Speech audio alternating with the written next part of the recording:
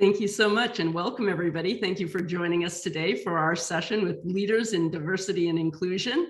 We're very excited today. We have an excellent guest and a new co-host, so I'm excited to get started. My name is Jill Finlayson and I'm the director of the Edge in Tech initiative at the University of California. Edge in Tech focuses on expanding diversity and gender equity in tech, and we do that through events such as a symposium, working with corporate leaders, and running events like this where we can share knowledge and best practices. Together, I'm working with Berkeley Global today, and Frederick Werl is the Associate Dean for Academic Affairs at the University of California, Berkeley. Frederick, would you like to introduce yourself? Hello, it's a great pleasure to be here. In the name of Berkeley Extension and Berkeley Global. Our mission is to provide access to excellent education and opportunities for people to enrich themselves. So it's a great pleasure to be here with you, Jill, today, and with David for this wonderful event. Thank you so much for joining us. I'm looking forward to your questions. Our conversation today is with David Kim, who is the Vice President, Global Diversity, Equity, and Inclusion at Zendesk. David is responsible for driving a people-first strategy where you be you and together we are stronger are more than taglines. As they define their efforts, they say it's all about our people, knowing that they are valued wherever they are in the world. We do this through empathy, relationships, and a word we created called humbledent, combining humble and confident, so we can be allies for each other and learn from each other. Prior to Zendesk, David led inclusion and diversity at Gilead Sciences, and who delivers life-saving treatments during the global pandemic and focused on listening to act together strategies during the time of social unrest. David has also worked at companies dedicated to diversity and inclusion and ESG, environment, social governance, including Electronic Arts as the head of diversity, inclusion, and corporate social responsibility, and Dell Inc. as the head of global diversity and inclusion. Prior to those roles, David has also learned through experiences at 3Com Palm, Cadence Design Systems, Price Waterhouse, and UPS. He's honored and humbled to have served on the board of directors at APEX, Asian Pacific American Institute for Congressional Studies, the board of directors for the Center of Child Protection, and to have partnered closely with the UN He for She Champions. David believes in a data-driven, results-oriented, and systemic approach that a systemic approach is an impossibility if you try to tackle it alone. And we are stronger together. Inclusion is a team sport, leaving no group on the sidelines. Welcome, David. Please tell us, how did you come into this field? You've been in it for such a long time. How did you even get started? Hey, thank you, Jill. It's a pleasure to be here and talk to this group and talk to you and Frederick. A little bit about Zendesk real quick. We are a CRM company, so we're really focused on customers and putting in technology that interconnects voice or chat, even now Zoom or social, all together in one place. I think the distinct nature of Zendesk is we can set it up for companies in a matter of hours versus weeks or months, which is incredible in this environment. And so I've been with Zendesk about a little over 100 days now, but doing this work for about 2 decades. After consulting work, management consulting with Price Waterhouse, I got into ERP deployment, ERP enterprise resource planning systems like Oracle or Workday, PeopleSoft, SAP. And I found that it was a huge emphasized hot kind of market at the time. And just like I think many of us who have majors in universities, we're doing something a little bit different than that major. And like many of us, I think we sort of changed the course of our careers through a person or a mentor or a boss. And for me, that's what happened to me. I believe that organizations and businesses don't exist in a vacuum. It's about relationships. It's about relationships not only with our customers, but our colleagues and the people we spend a lot of time with at work. And I ran into an incredible, inspirational, amazing leader at Dell And he started talking to me about his own competitiveness and how he wasn't comfortable staying at home recovering from cancer. And that hallway conversation turned into an interview, and he was recruiting me into his function in DEI. And I haven't looked back since. And so some incredible experiences learning at Dell for about 13, 14 years that I spent there. I really appreciated the Dell model of growing through experiences. I think many of you in HR understand the 70-20-10 model. They really put that into practice. And I kind of grew up in that environment. And I think the incredible colleagues there and the learning there was fantastic. I remember just getting into CSR, corporate social responsibility, with Greenpeace, picketing outside. And so in early career, when you have protests happening in your field and area, you know, it causes some stress. And for me, it really was a learning moment, because those leaders at the time put up tents in the sweltering sun of Texas in the summer, made sure they had water and snacks, and it was really a lesson on relationship building. Then went to electronic arts, where when I joined, there was something called Gamersgate happening. And if many of the listeners don't know, it was sort of an organized online harassment of women in gaming. And so I remember being invited to speak at South by Southwest, and I had some serious conversations with our lawyers about needing protection, because there were death threats happening to a variety of leaders speaking on this topic.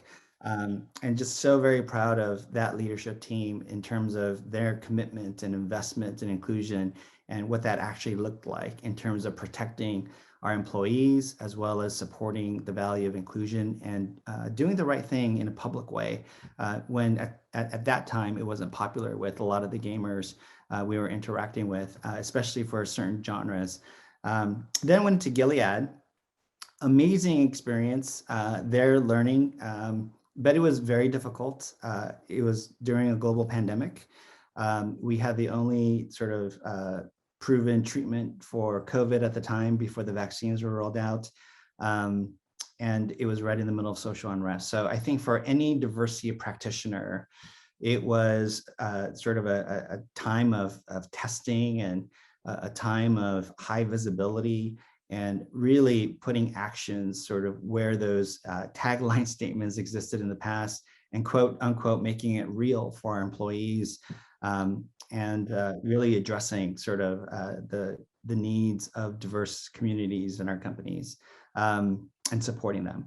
And then that led me to Zendesk, and it's been a fantastic experience here. But I think I was the very first, or one of the very first Korean male diversity leaders, one of the very first Asian men, definitely diversity leaders in the US. And so the reason I share that is, you know, a lot of experiences and understanding what being the one and only means, and being empowered to kind of do the right thing and to lead with values and make sure there's real catalytic actions for change. So a lot of learning in that space as well, that drove sort of understanding and empathy.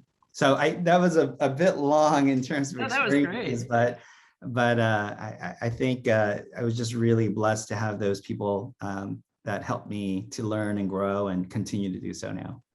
Well, just as a follow-on to that, given that you have had 20 years, you remind me with, you know, talking about things like Gamergate, crises have been going on for a long time, but we seem to have had a more intense or closer together spate of issues, going from Me Too to Black Lives Matters to Asian hate to the, you know, the refugee crisis on the border, to the Afghan issues, to the Texas laws affecting gender equity. What's the role of companies like Zendesk in these social justice issues, since there are so many of them? And did you learn something from Gamergate that maybe is informing that?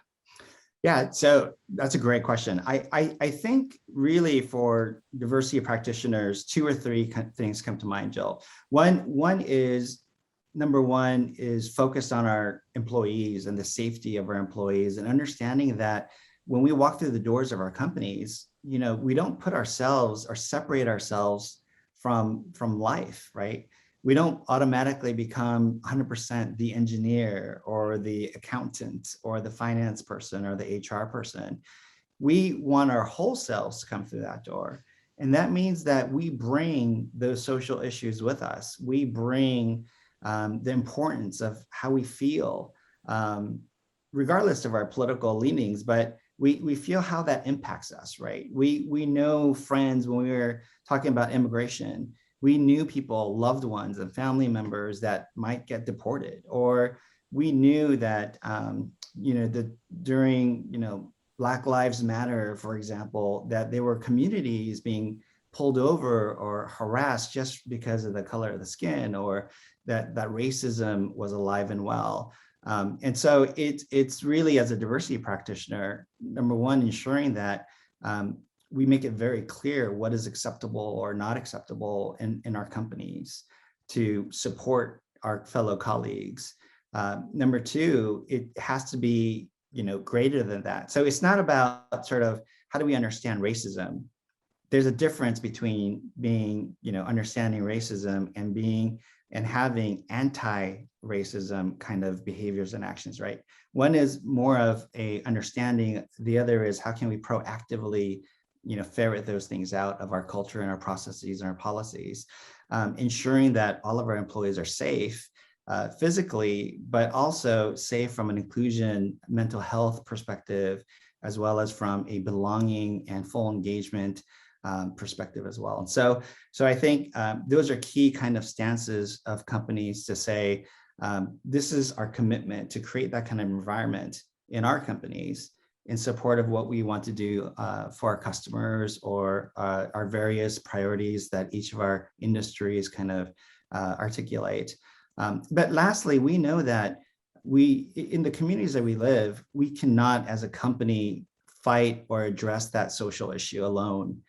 We have to partner, we have to connect and with like-minded companies as well as community leaders to support our employees in those communities. And so I think that's where you'll see, I know at Zendesk recently, we actually partnered and signed on to ACLU's stance around anti-abortion. And I think you shared a stat with me, Joe, about a certain percentage, 70-something% of women not likely to want to work for a company in that state because of legislation like that. And so there's direct impact. And so we publicly announced last week that we believe that it will hurt our workforce and availability to recruit workforce in that state, and how it's going to harm our customers as well. Things like transgender equality rights. We publicly state that we believe in equality and support for equal rights, not only in society, but in the workplace, because we have members of that community as employees, and it goes to the protection of them physically, but also, get the real advantages and the potential to creating an inclusive environment and culture. And so I think those are some key facets, and we have a role to play, and truly articulate sort of our stance and what we're going to do to positively impact in those areas. Yeah, thank you for that. Frederick. It's actually super fascinating because you're describing the role of the companies. For you specifically in your role, what is actually your mandate? And it actually ties in maybe a little bit with a question that came in from one of our participants. That is, what advice would you give somebody looking to become a diversity practitioner? So maybe there's a way for you to explain what that role actually is for you specifically, giving all of this that's going on. What is your specific mandate that you have? Yeah, so let me talk at a sort of a high level first, and then I'll talk about sort of how that comes about. And so for me, I think it's essential to ensure that diversity, equity, inclusion is fully woven into the culture and the fabric of our culture. What that means is, having diversity alone, many companies today, they increase the diversity and then they kind of mix and see what happens, right? Which is sort of a formula for failure. I think really what's essential is once you increase the diversity, it's about learning, innovation, creativity, flexibility, equity, and human dignity. And if you have that type of culture, then it produces the diversity that you want to see or is reflected in the world.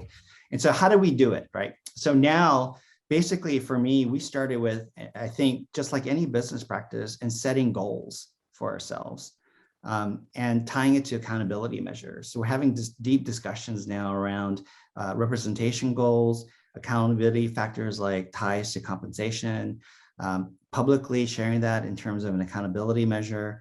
And so we want to see outcomes around people. We want to see outcomes around culture, which is basically policies, practices, and how our maybe ERGs voice what's important for us. We want to see accessibility and integration into products and customers.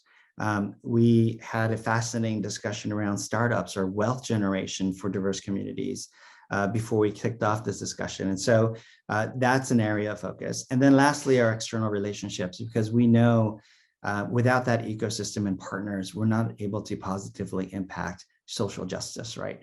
And so those are the 4 key outcomes we want to clearly define. We want to set what good looks like for those 4 areas. And then we want to be able to publicly share. And so what I mean by that is we need to now integrate that into our SEC reporting or proxy statements. And the reason that sounds a little boring, but the reason I'm integrating with these corporate-wide approved documents or disclosures is because that's what gets communicated to the board. That's what happens when I talk to institutional investors. That's what happens when we integrate at the C-suite level and our CEO in terms of, are we ready to address these commitments? Are we in a public way? How do we measure the progress against these commitments? And then really try to tie it to our values to ensure that there's engagement and inspiration from our workforce to support those priorities. And so there's a lot of, as you can see, it sort of ties in between those 4 columns and areas, but it's really about the governance. What do we really stand for? And how are we kind of moving the needle around those areas? Because I think Drucker says something like, what gets measured gets managed, right? And so it's really important to see, just like any standard business practice, of what are you trying to do? Why are you doing that? And how do you know you got there? And what are we going to measure? And what's our commitment to get together on a regular basis to ensure that we're moving the needle? And this is important for us. So it's really weaving the principles into the fabric of the company so that it's just in there, it doesn't move away. And you were just actually saying something that was very interesting with like our commitments. How much do you like have support from the C-suite? How important is that work that you're doing for your company? Yeah, so I mentioned I was with Zendesk for a little over 100 days. And so let me share a little bit about my experience so far. It's a growth company, so it's exciting. It's always exciting to be part of a growth company where you're, doubling the size of your employee base every 2 years. The growth has been around 30%, and we hope to continue to see that, which is amazing. Versus a huge company focused on efficiencies or looking at, finding and squeezing sort of OpEx reduction in terms of growth. So that's a fantastic way. And there's a lot of agility to that too. The startup vibe at Zendesk is alive and well, even though we've been public for about 7 years. For me, so far, I expected a 20-minute C-suite conversation. It was more like an hour and 15-minute conversation, huge level of passionate discussion from our C-suite, from our CEO, around setting goals, around setting a diversity council to measure those goals and progress on a regular basis, around having a narrative and an ecosystem approach in terms of talking about what our commitments are and how we're going to keep ourselves accountable, how we're going to integrate that into our public disclosures. And so that was the very first meeting. The second meeting with my regular one-on-ones with our CEO now is around how do we share that commitment with our board members? And so there's several board discussions around this. And those goals and commitments we're going to, define for ourselves, multi-year kind of look at what good looks like for us. And then the discussion around publicly sharing that inside the company and outside the company. And so that's sort of the level of, I think, accountability that we need from a public, transparent, authentic perspective. Now, I use the word authentic intentionally, right? Because it's not about just, people aren't numbers. So it has to be truly around what's going to create a culture of belonging and respect and provide that dignity that we talked about. And in fact, I think what really led me to Zendesk were two things that I read, and we're not going to let this go as long as I'm here, right? It's around a people first focused strategy. So everything that we do, we want to make sure is people first from a DEI perspective. And the second is leader led. And what that means to us is, the accountability isn't for DEI alone. It's really around management and our leadership, because they own this. They own what, leadership looks like, the culture looks like at our company. What's the priority? It isn't just chasing revenue or market share, but it's really creating this environment that reflects our values. And so I think really it's again, repeatedly talking to each other and ourselves to make sure those two things are really at the forefront. And we're having the conversations at the highest levels of the company and with institutional investors. Now we're seeing the governance landscape change, right? The SEC changed the rules last year around workforce integration metrics. NASDAQ just kind of announced expectation around board diversity. And so we're seeing shifts happen. And we want to get ahead of that, not only because of the shifts, but because they're part of our values, because we have a process of governance versus sort of episodic reactions. And I think that's a huge opportunity for us. That's actually super interesting. You were mentioning that this leader-led, I know actually that you probably have your founders still around, so there's a lot of impetus certainly coming from there, but it sounded a little bit like this, the strategy is really kind of a top-down process, or is there also engagement with staff, or is it kind of, here's the founder leading the whole thing and everybody follows? Yeah, so I think every founder is unique. So if any of you have ever worked for a founder-led company, you can definitely see the personality is infused into the culture, a huge impact in terms of how a founder thinks and wants to drive, basically, in essence, their baby, right? Their creation there. And so with our founder, I mean, he is just such a visionary, inspirational. He's an author of a book called Startup Land, if you haven't read it. And so really invested in startups and that type of key learning. And he talks about sort of his learnings and sort of, mistakes. And so it's a very much, this humble event idea is about learning and growing and responding.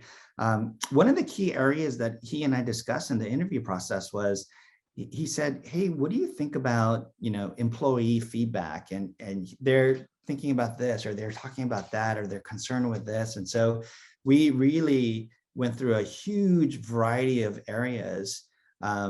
And what that told me, and I confirmed once I got here, is that our leaders definitely care about employee feedback and input. And so you see that in our environment, even leveraging Slack. And, I haven't had this level of interaction on Slack in a long time. And so I'm still getting accustomed to this, but employees on Slack writing directly to our CEO or to our C-suite members, or having a dialogue across the company on a variety of things, just, hundreds of kind of messages back and forth on a regular basis. And so it supports our culture of empathy and relationships and this idea of humble intent, and our C-suite members and our what we call E-staff or C-staff, which is the next click down. They're very much in tune and care about our employee sentiment and what they tell us on a regular basis. And so that concern and listening, I think, is a key part of the success and the movement in DEI, even before I arrived. And so this company during social unrest, just actually similar to my last company, they had a listen first approach. Instead of taking the stage and talking about our commitment to do these actions, I know, a lot of leaders during that time were compelled to respond in that way. But for Zendesk and for Gilead and for many of you, I think we took a listen first approach, and that just really paid dividends in terms of what was really important for our diverse communities. It was about the relationship that we had with them. And we want to continue that. And so I think in our industry, we have some things to learn around design thinking. If you think about design thinking, it's about really thinking about your customers first and looking at the real edges of sort of usability factors, and then kind of getting to it fixes it for everybody, right? And so, and it starts with empathy and listening. And I think in DEI, if we have opportunities in talent management or career opportunity access, for example, let's get those diverse communities together and talk about what's working, what's not, brainstorm some ideas and co-create. And so I think for our field, the relevancy of being sort of in the mix of co-creation, I think that's kind of how we need to proceed in the future. One great thing from the pandemic, I think, is companies cannot be lax anymore to do things in the corner and build things in the hallway. We really need to fight for our employees and to support flexibility and to really listen and deploy things that's going to work together. Yeah, I really like what you said about systemic changes in looking at policies and procedures, kind of questioning how things have been done. And then, of course, I love design thinking. So that's very exciting to hear that that's, part of how you're thinking about your approach. So kind of building on that point, unique to Zendesk, Zendesk is a B2B, business to business solution, but really your end client is the frontline customer service people who have, to bear the brunt of unhappy people, right? They have to actually resolve all these complicated problems and try to make situations right. It's key to the brand of the company. But these frontline people are having to deal with a lot of personalities, but they also are dealing with increasing automation. How do you see diversity and equity and inclusion being built into the product and helping these people have a good work experience? Yeah, that's a fantastic question. I mean, we're all about the customers, understanding our customers, and they now have to deal with the diversity of, and I don't mean just the diversity of what you see on the outside, but just diversity of everything happening on the inside as well. And so I think it was my second week on the job, which was the middle of June. They said that you're going to need to travel. And, people were not traveling at the time. And, we had this global pandemic. And I said, okay, what's so important about this thing? And did you know it's my second week here, right? I don't know much. And they said, we're launching a relationship with Howard University, which is a historically Black college university. And, there's going to be some other sponsors there, and we want you to come and launch it for us. And so again, this is my second week. I don't know much. I don't even know what Zendesk really does. And you want me to kind of launch this and say, yeah. So that's just how agile we work. But so I'm in this location and launching our relationship, which I was super proud that we were focusing on a relationship with an HBCU. And Howard University is just one of the top. And so, in the reception, I'm talking to a co-sponsor, and they happen to make baby seats. And in a global pandemic, they're calling, and they happen to be a customer of ours. And so we were talking about customer service, and I am, beginning this conversation with a little bit of dread because I don't know much about our products and services. And they were saying, now it's not like we can call our customers and walk them through how to install this baby seat. You got to think about baby as a parent. This is the most important being in the universe at that particular time. This is, you and your partner or yourself is wholly dedicated to this life and the importance. And so customer relationship is paramount. And in a COVID environment where you're not talking to people or you're completely distanced, how do you really kind of show the proper ways of doing this? And so they were talking about how they really appreciated our video capability, right? Or Zoom capability that we built in. So they can actually show the customer rep how they're installing, or they're seeing videos of installations versus the typical sort of call in, wait, and then talk to somebody. And we're using technology now to really support something very important. And so that is a discussion around inclusion. It's not about just accessibility anymore, as you can think, from those who perhaps have access difficulties or barriers. But it's more about, okay, how do we really address this from a diverse community perspective, either as parents or from it could be a variety of different contextual diversity kind of backgrounds, but that is a diversity use case for us, and we're dealing with it in the workplace as well as I think with our customers too. So for example, when you have disabilities or when you have sort of tools or things in your home to support you, it's not only about our customers where we have to reach out and connect, but also our employees. When you think about coming back to physical work environments, are we really saying, leave the comforts of your home and the support into a physical space?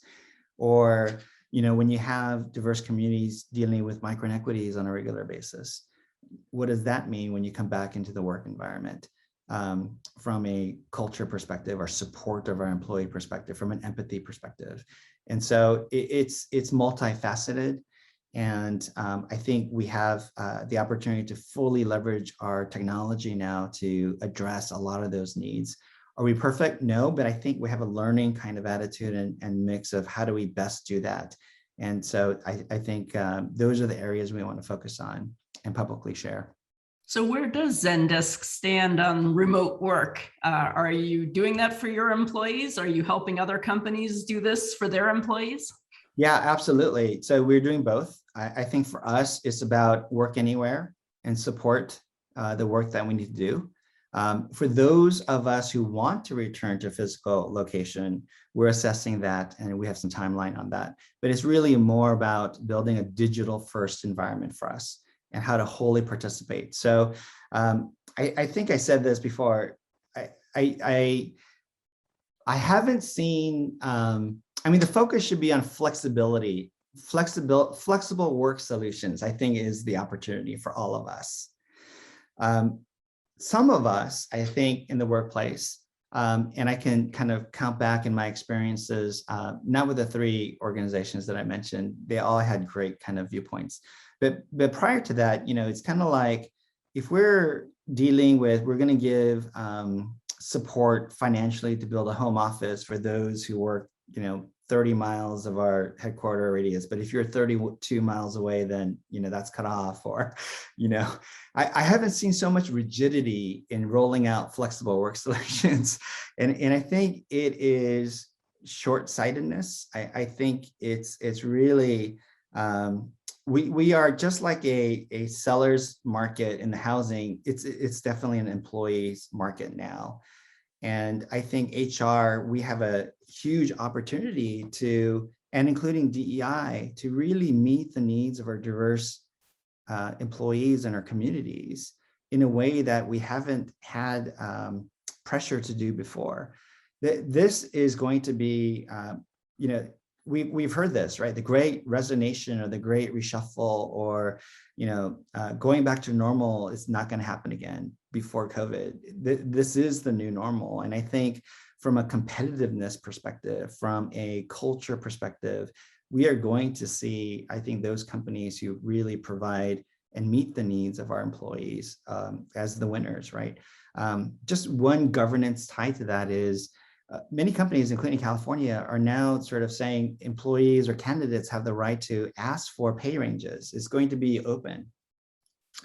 So those companies that specifically say we're going to, in a remote environment, work, look at pay here, or pay reduction here for geographic-based kind of employees, are now going to compete with other companies that say, much like Zendesk, I mean, we're looking at sort of one area and then everywhere else in a digital first environment, and say, hey, we're not getting a cut here because of remote work. And these others that are more transparent and supportive will have a better environment, culture, benefits that are more important than pay. But also, if they also have higher pay, then it just seems like a no-brainer. And so I think we have an opportunity like never before for employees to really make some choices and options that's going to support their lifestyle or their need in this particular time in their life stage. And so we need to understand the diversity needs of all of those communities and provide solutions that are going to attract them and to retain them and to support them. Yeah, those interstate challenges are not to be underestimated. I hear that, Colorado passed a law that said you have to be transparent about salaries. And so some companies don't want to hire there because that means they would have to be transparent about their salaries elsewhere. Is Zendesk moving in that direction of being transparent about salary ranges? Yeah, and obviously for many of the states like Connecticut, Colorado is probably the most aggressive, California, absolutely meet the local needs. And when it comes to, because we haven't, or we don't have segmented salaries for remote work, it's more standardized. I think for us, it's the ability to be more transparent, the ability to discuss sort of compensation needs. We don't obviously request that information proactively, like many of the laws are leaning towards, but we definitely have more transparent conversations around all of our benefits and its competitiveness. And so that's not the only area, right? It's really all these other benefits too from a remote work perspective. Being digital first, what does that mean in terms of having to travel to or commute to your location, mandates to support? Now, again, some industries, you don't have much choice, right? So if you're a supply chain company, if you're sort of on supply chain creation of life saving treatments, obviously, I think you need to kind of be physically kind of located, but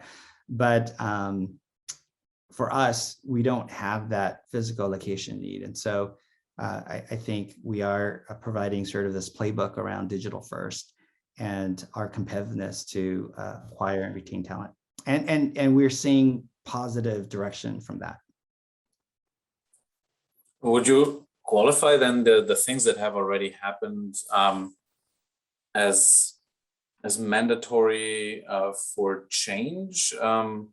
Is this a way that you're basically piggybacking on the crisis and all the things that are happening to drive the organizational change within Zendesk? And maybe is this a way how all organizations, even the larger ones that you described and have worked for, can actually use to drive this change towards DEI? Yeah, I think, Freddie, if I understand the question right, I think it's two different facets. One is, I in general think the employees driving change is a good thing. I think it's an opportunity for us in HR and in DEI now to really understand the relevancy of those issues, bring it to light for senior management, and then to act, right, and to respond to them. So in general, I think that's a good thing. Second, I think there is no one solution for all, right? It's around equity. One solution, one size does not fit all needs. And so it's an iterative learning process to meet the needs of each of these communities. And I think that's kind of what I meant by weaving it into our culture is, so it won't be episodic, right? It's like we have an issue, let's address it, and then we move on.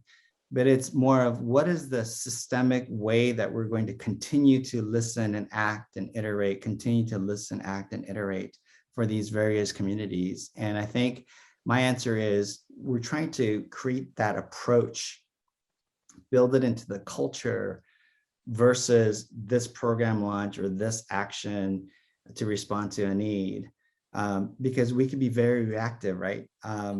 And so for me, it's about, yes, we need to react, but then how do we create the system of continuous growing, learning, and have more and more inclusive policies and practices, and to compare ourselves against maybe some credible organizations, right? And then it's interesting, your answer touches upon one of the questions we also have from the attendees about how to handle the risk that you have in this engagement between management and employees, and the commitment and how it can change the workplace culture. Maybe goes into also thinking about that I had myself is like, what do you do when you encounter resistance? I think you alluded earlier to the fact that, well, they're just people that believe in different things. And if all of them are supposed to be their authentic selves, how do you deal with that situation? Yeah, so I think let's talk reality for a second. So the reality of any organization is you're going to have competing priorities. The reality of diverse community is, we're not all going to agree all the time, right? And so we may even differ on approach when it comes to DEI practices. And so I think for us, we really heavily rely on our employee resource groups. Here we call them employee communities. And we want to make sure what's important for each of these communities surfaces to senior management. So we're building a structure to do that. Second to that is from a ally for all perspective, we need to be allies for each other. And so there's key learnings and opportunities for all of our EC leaders to regularly discuss and to help prioritize what gets surfaced on a regular basis. And I think the third thing is really the DEI organization sometimes may need to drive things that are not popular, or at least surface because majority populations don't see it. So I'll give one last example of that is recently we had Black Women Equality Day. So when you look at intersectionality, that is a huge opportunity for inclusion and movement around careers, retention, because if you usually slice data for engagement surveys, it may look pretty high level positive, but you take majority groups out, then it dips. And you look at minority groups, underrepresented groups, and then it dips some more. And then when you have intersectionality, now you're seeing some, I think, unacceptable kind of data or information. And I think many companies see that, right? And so when it comes to Black women or Equality Day, if the statisticians are right, majority of wage earners are Black women in that community. And so what does equal pay look like and the impact? So they may be a small population, but the impact is massive, right? it could be positive or negative depending on your inclusive policies and practices. And so I think it's really incumbent on the DEI organization to kind of ferret that out and bring that up to light, even though a larger population isn't bringing it up to light, right? And so it's really saying, hey, look, we could be more inclusive in this area, even the population is smaller. And by the way, if we fix this, we're going to fix it for everybody, right? We're going to fix it for even the majority population, because discrimination, it should not be there for anyone. And that is sort of the practice that you want to put in. And so that is a sort of a response to that, because there's a lot of depth in that question, but hopefully that answers some areas of what they were looking for. I mean, I think it's very helpful because, I mean, in a nutshell, it's like this design thinking approach. If you take extreme cases that you were describing, you fix it for them, you fix it for many more people. So it's kind of putting the whole thing upside down. Is not try to first figure out the majority. It's actually go for the places where you have hard data and where it's painful, and then try to address that. Yeah, and I think to round out your question is, as DEI practitioners and leaders, you need a multifaceted way to progress those priorities. Meaning, if you're arguing for the business case or the ROI, and there's tons of research now, right? When you look at McKinsey's data and many, many others around impact to bottom line, impact to representation, impact positively to bottom line numbers, innovation, performance, right? And so engagement, retention. So all positive impact business related ROI numbers. But if those things are not being heard in a world of competing priorities, then I would say, what is your governance model, right? So you have to build a system where it's public, accountability is public, accountability goes to the board that your C-suite is aligned on, in addition to these very positive business case kind of statements and practices. So I think you need both, because we do have, or we live in competing priorities, and the norm is to go towards the majority data point, right? I mean, that's the case, right? We all do, like, what is statistically significant? Do we have the largest N number around this? And we make a case.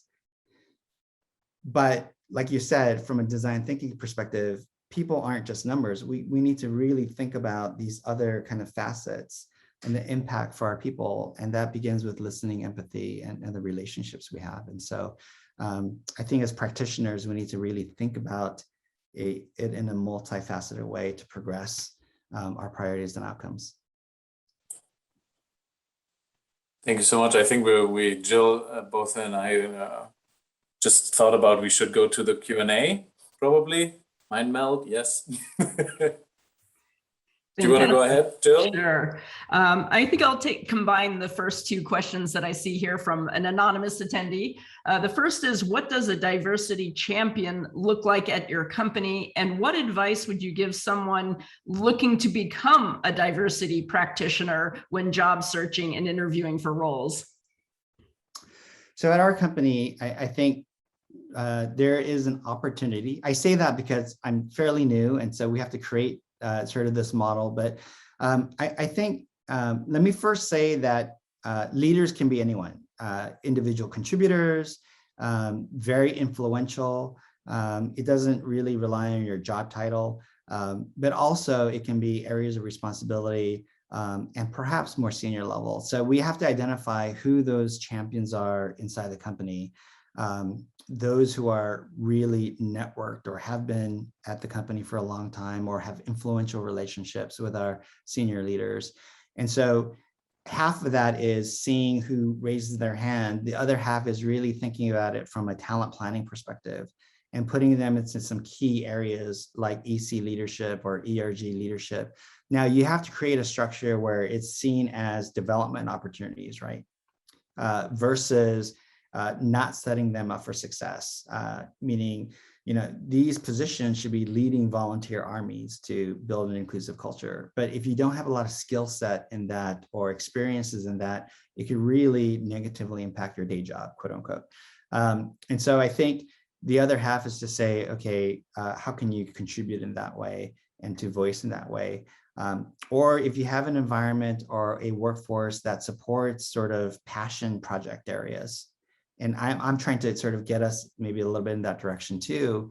And if that's the case, then volunteering for those areas and finding connection points. I just recently had a position open, and the person has no diversity, equity, inclusion experience.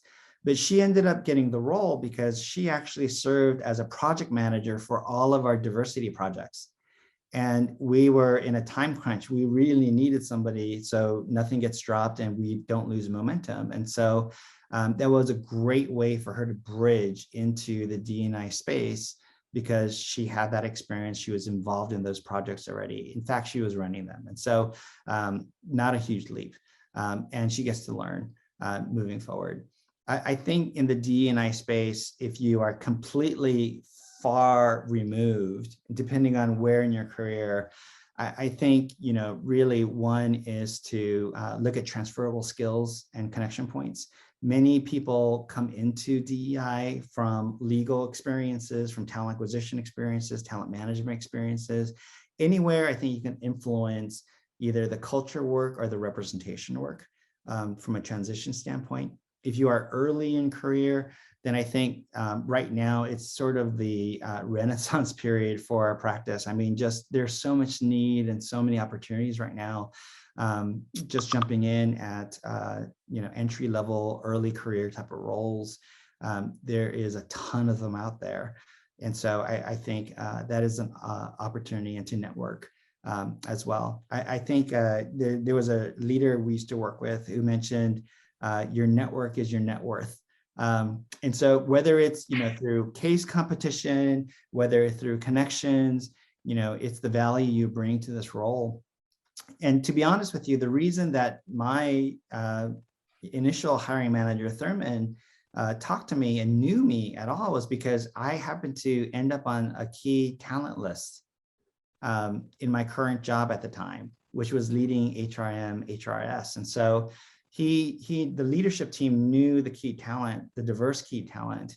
And so he knew who I was, he knew my profile, he knew that I was a top performer at the time. And so, he felt like I would serve and produce and produce positive impact in his organization. And so it was more about potential and capability versus past performance. But the entryway there is definitely, if you are mid-career, that performance and potential in your current job, that gives you the credibility, if you will, to enter into really anywhere.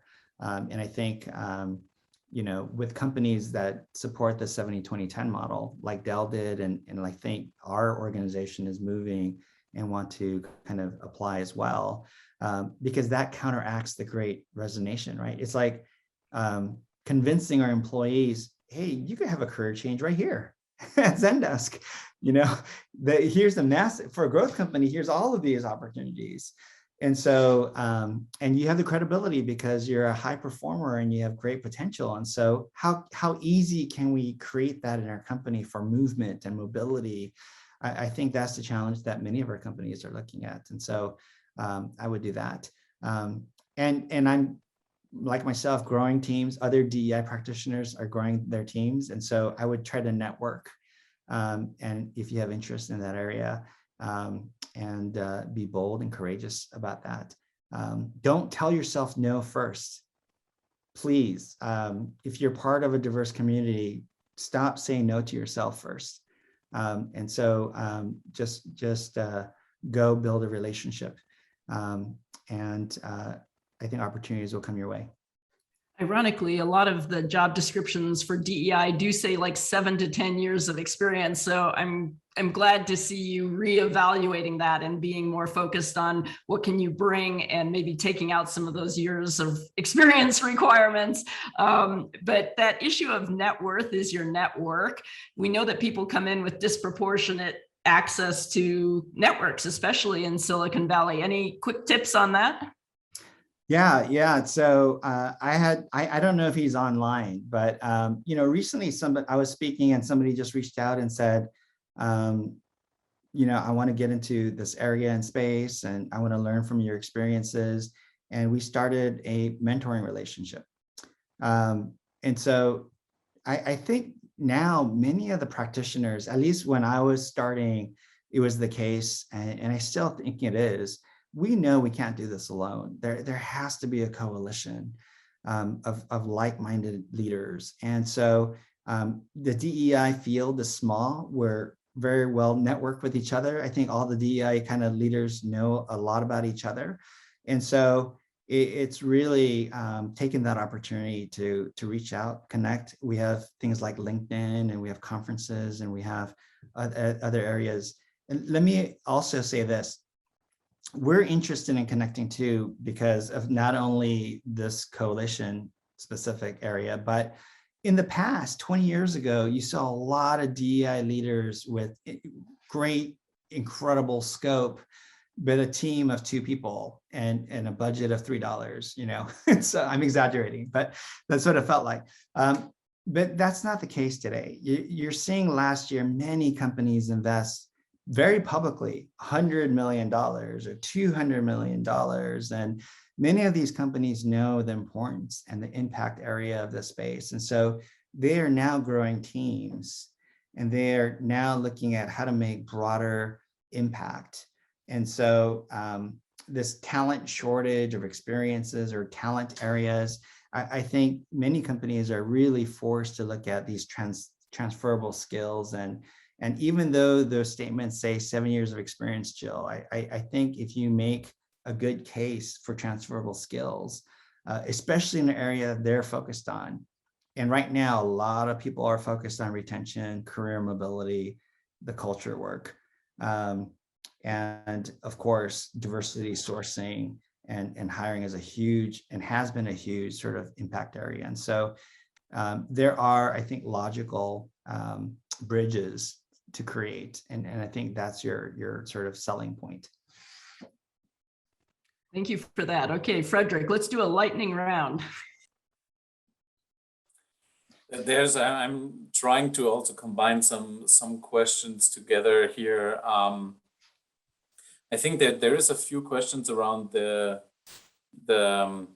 inherent industry barriers, biases to DEI initiatives, and similar questions about what are the one or two top challenges for corporate DEIs at this stage. I think in general, I remember 15, 20 years ago, it was all about what's the business case, what's the business case, what's the business case. I think those questions have kind of died down. Now it's really changed. There's an intense pressure from society, as well as a lot of the commitments many of the companies made, a year and a half ago, in terms of seeing results. So intense pressure to see immediate results. And as you know, culture change takes time. Representation change takes time, right? And you have these really emotional, social issues to tackle with a lot of constituency groups inside the company and outside the company. And so I think those 3 things are some key areas that are really forcing DEI practitioners and leaders to think about, what needs to come first, and what's the priority, how do we respond, and at the same time, make sure we have a longer term strategic initiative. So we have to do both. And those companies who are more agile and take an iterative learning approach, I think they're going to win at the end of the day, versus sort of episodic reactions, and then you move on to the next fire, right? And so it's the ability to create time to create a strategy, and to create room for reacting with agility, and then course correcting. I would say that's my answer to that really hard question, because and those challenges in this field, and I'm never bored. By the way, for 20 years, I've never been bored. And so that's what part of what keeps me going is there's a sense of honor in responding to really impactful change for people that you care about and have a relationship with and support. And so I think you need to be really good at what I just defined in terms of strategic ability, but agility built into that, and responding and having the right balance of learning through that process. And so if you don't, I think there's many traps that you can, or you paint yourself in a corner in very easily if you don't take that approach. Okay, Sophia has some very specific questions here. For someone interested in a DEI role, what courses or readings do you recommend?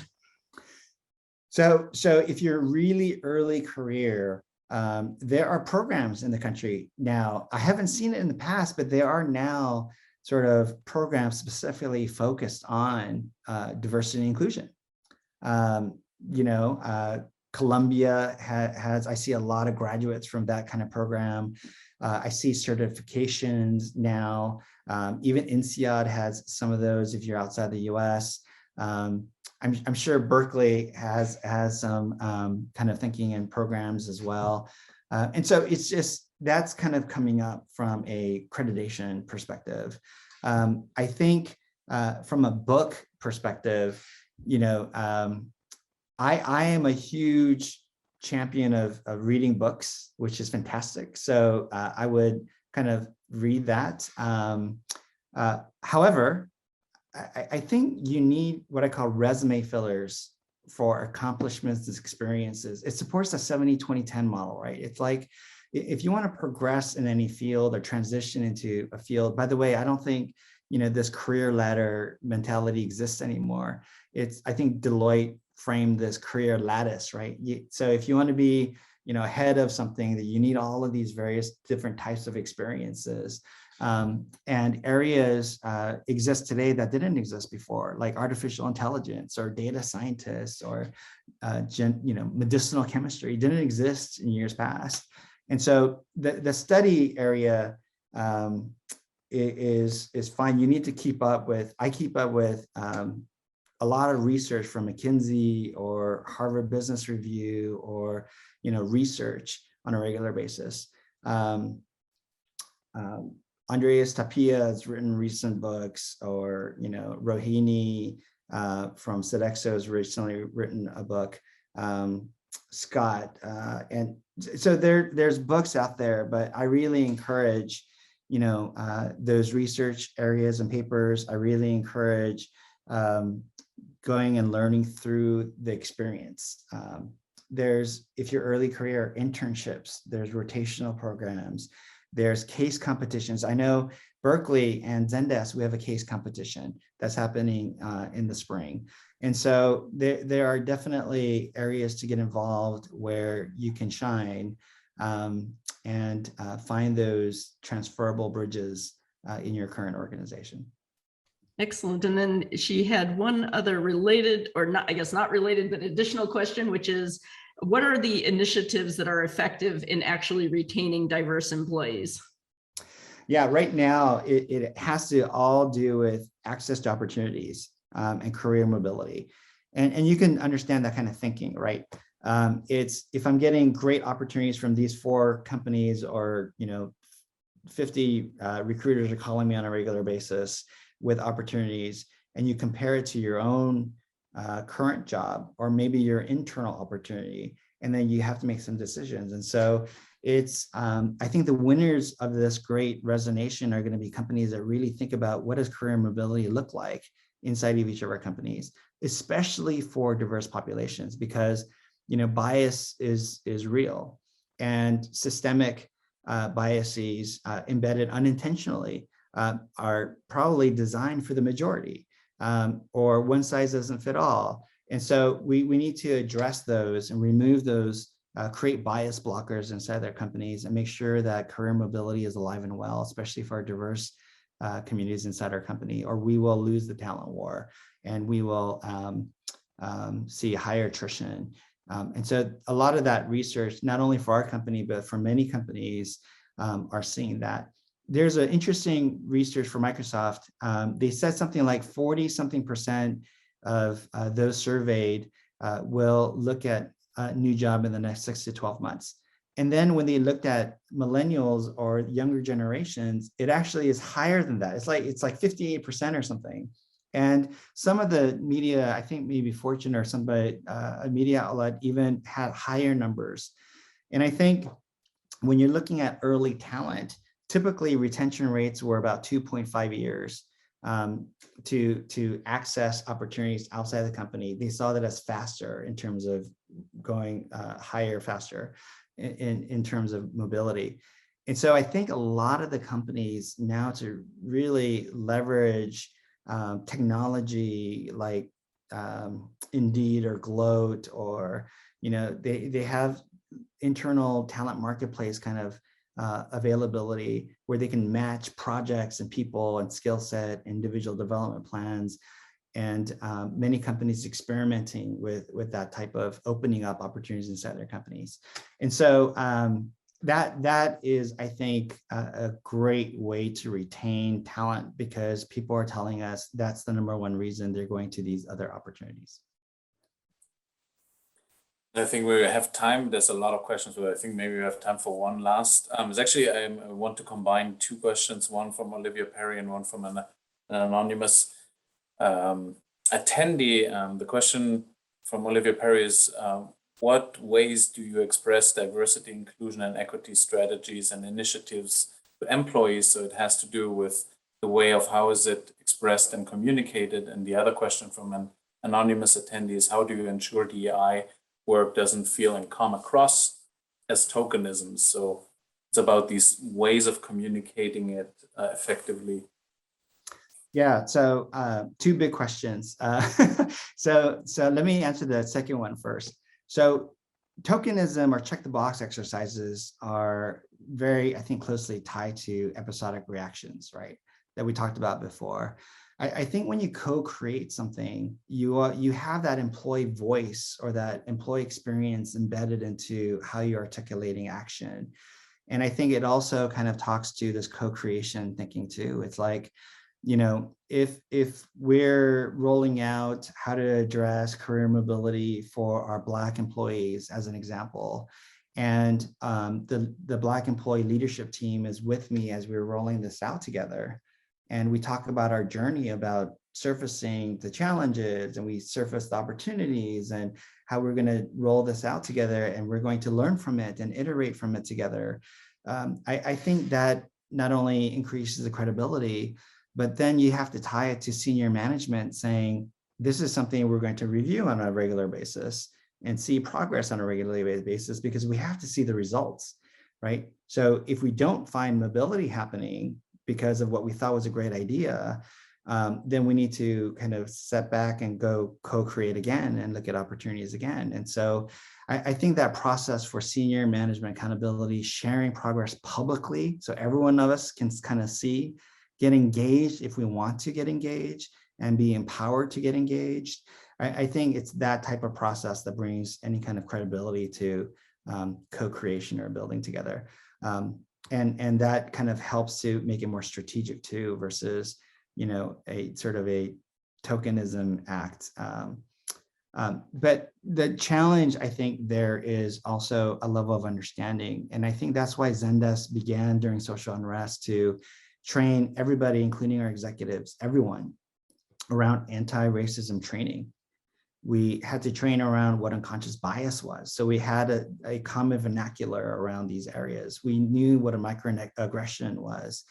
And so then you can apply that vernacular understanding to a sort of a use case or an understanding. Okay, now let's apply it for those with disabilities, or let's apply it to those feeling isolated. Let's apply it to those having to deal with, single parent having to deal with children and work, and them being at school all at the same time, and maybe a door separating that, or childcare needs. And so, it's those relevancy areas that needs to be embedded in terms of why we're doing something and why it's important.